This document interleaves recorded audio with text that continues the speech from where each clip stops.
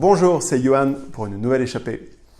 Il arrive parfois qu'au sein des démarches participatives que nous menons surgisse un cas très particulier, celui du consensus fort, très fort, ou plutôt du consensus anormalement élevé.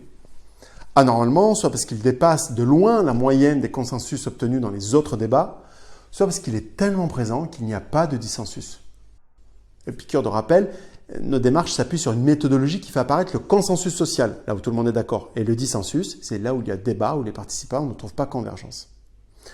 Alors, comme on traite d'enjeux critiques tels que la raison d'être, la vision, la mission d'entreprise, la transformation, le projet d'entreprise, on pourrait penser que c'est génial d'avoir un consensus très élevé.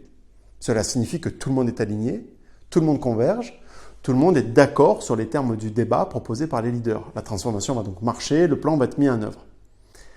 Et ça ne manque pas. Les clients chez qui ça arrive, ce consensus très fort, voient les premiers chiffres arriver avec beaucoup d'excitation, naturellement. Eh bien, et c'est ce qui fait tout notre étonnement, et qui en fait un cas particulier, ce n'est pas nécessairement le cas. Ce n'est pas toujours synonyme d'engagement élevé.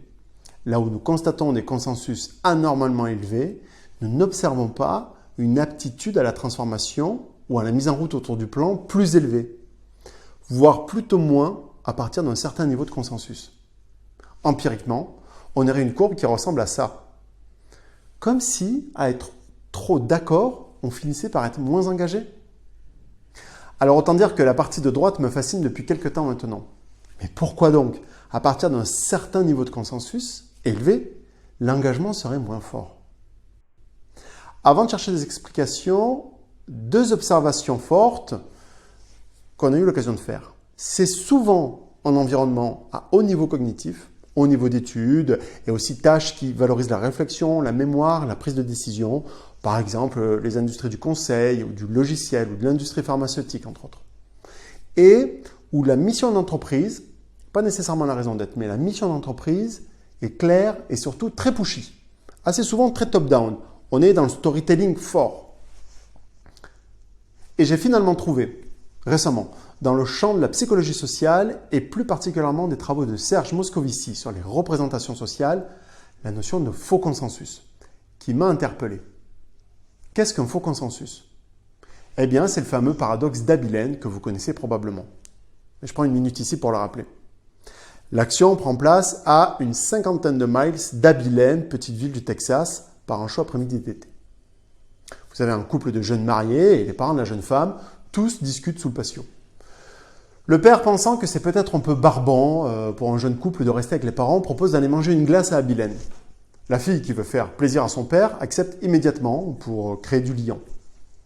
Le jeune homme veut faire plaisir à sa femme et accepte, et la mère, devant ce trio convaincu, accepte également. Arrivé sur place, il réalise qu'individuellement, aucun d'entre eux ne souhaitait faire ce trajet. Qu'individuellement toujours, ils auraient tous préféré rester sous le porche de la maison à continuer à jouer au domino. Ici, l'erreur vient de ce que je présume de ce que l'autre pense et l'autre présume de ce que je pense. Et ce n'est pas du tout aligné avec ce qu'on pense réellement. Alors on pourrait penser qu'à votre secret, ceci n'arriverait pas, permettant à chacun d'exprimer l'authenticité de sa pensée. Mais laissez-moi maintenant vous présenter l'inverse, le faux dissensus, avec une étude aux réponses anonymes pour le coup et assez troublante. Une étude menée auprès de 110 conducteurs en Allemagne et 110 conducteurs en Italie.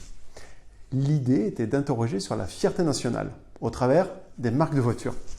Entre autres questions, il y avait quelle marque préférez-vous, quel modèle de voiture préférez-vous, etc. Mais surtout, pour les Italiens, la question suivante. Estimez-vous que les Allemands pensent que Volkswagen est la meilleure marque? Et pour les Allemands, estimez-vous que les Italiens pensent que Fiat est la meilleure marque? Là-dessus, pas de doute. Les Allemands sont convaincus de la préférence des Italiens pour Fiat et bien sûr, les Italiens sont convaincus de la préférence des Allemands pour Volkswagen. Alors que si on regarde les véritables préférences exprimées, ce n'est pas le cas. Non, les Allemands n'ont pas préféré Volkswagen dans cette étude, ni les Italiens Fiat. Ce sont des critères liés purement aux qualités intrinsèques des voitures qui ont été jugées. Et de manière consensuelle, c'est-à-dire que ce sont les mêmes voitures qui ont été choisies qui ressortaient, quelle qu'en soit la nationalité. On a donc Allemands et Italiens qui pensent pareil, mais chacun est convaincu que l'autre pense différemment. C'est donc un faux dissensus cette fois-ci. Je crois que l'autre ne pense pas comme moi, alors qu'il pense comme moi. Mais revenons à notre faux consensus. Peut-être que ce serait ça, dans cette zone où l'engagement baisse, du faux consensus? Mais pourquoi? Et pourquoi dans les environnements où les niveaux de réflexion sont élevés et à la mission d'entreprise forte? J'ai une piste que je vais approfondir lors de la prochaine échappée pour garder des formats courts.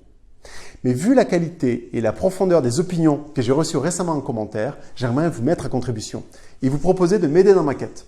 Qu'est-ce qui, selon vous, pousse un groupe, et restons dans notre sujet, celui de l'entreprise, à créer un faux consensus? Merci par avance pour vos apports qui m'aideront à construire la prochaine échappée et à répondre à cette question.